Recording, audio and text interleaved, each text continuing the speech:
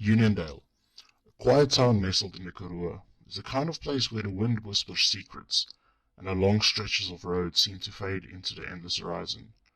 On those winter nights, when the cold grips the land, and the stars glitter like shards of ice, locals tell tales to keep Churchill at bay, and one story always surfaces: the legend of the Uniondale ghost. It was late August, and the icy wind cut through the night like a knife. I was driving down the R339, that lonely road, through Uniondale, heading home after a grueling 2-week trip. All I wanted was to crawl into bed, to feel the warmth of my family. My thoughts drifted, slipping between exhaustion and the comfort waiting for me at home. I barely noticed when the clock on my dashboard clicked over to midnight. The road was desolate, the moon casting a cold, pale light over the asphalt. And then I saw her, a woman standing at the side of the road, dressed in white. Her dark hair whipped around her face in the wind, and she was waving frantically. Instinct took over and I slowed down, trying to make out her features. Her eyes were wide, filled with something between fear and desperation. She kept gesturing for me to stop. I pulled over, rolled down my window. "Are you okay? Do you need help?" Her voice trembled. "Please, I need a ride. My car broke down up the road." She looked young, early 20s maybe, and though she shivered in the cold, there was something calm about her, something unsettling. I hesitated. Picking up strangers at midnight on an empty road wasn't smart, but there was something in her eyes, a plea I couldn't ignore. "All right, get in, I'll take you to town." She gave me a grateful smile and climbed into the passenger seat. As I drove, I tried to make conversation, but her replies were short, distant. She stared straight ahead, her silence growing heavier with every passing kilometer. "You from around here?"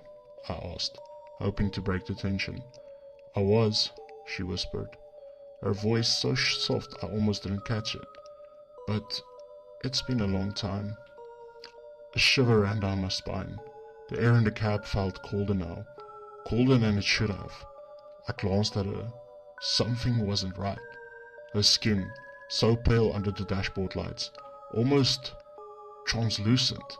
Her dress, it looked old, out of place, and her eyes, they held a sadness, like she didn't belong here, like she didn't belong anywhere. As we neared Uniondale, the air changed again. It felt thick, heavy, like a storm was about to break, though the sky was clear. Suddenly she turned to me, her eyes locked onto mine, and my heart skipped a beat. "Thank you," she said, her voice thick with emotion. "But be careful on this road." Before I could respond, I felt it.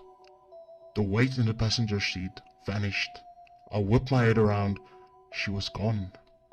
The seatbelt lay slack, as if no one had been there. I slammed on the brake, my heart racing.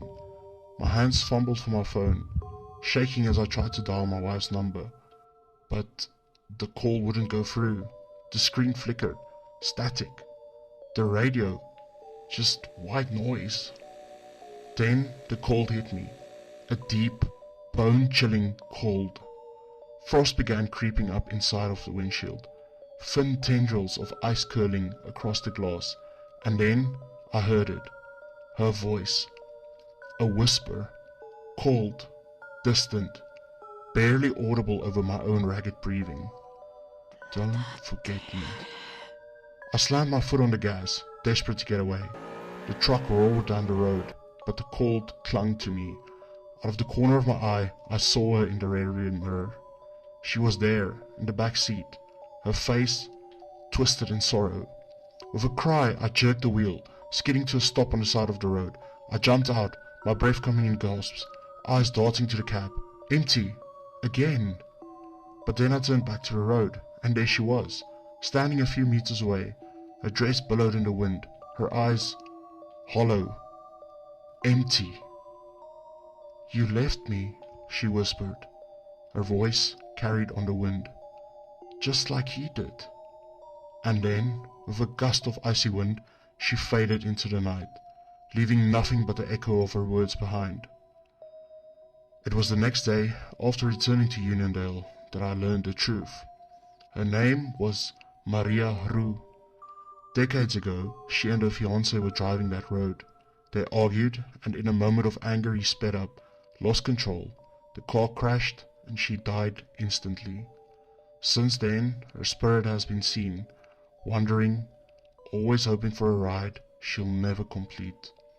They say if you pick her up, she vanishes just before reaching Uniondale, leaving behind a cold that clings to you, and sometimes those who meet her never make it home.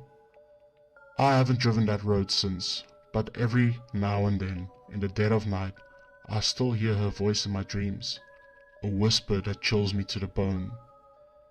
Don't forget me. Some stories, like the one about the Uniondale ghost, never truly fade. They linger, waiting in the shadows, waiting to be told again.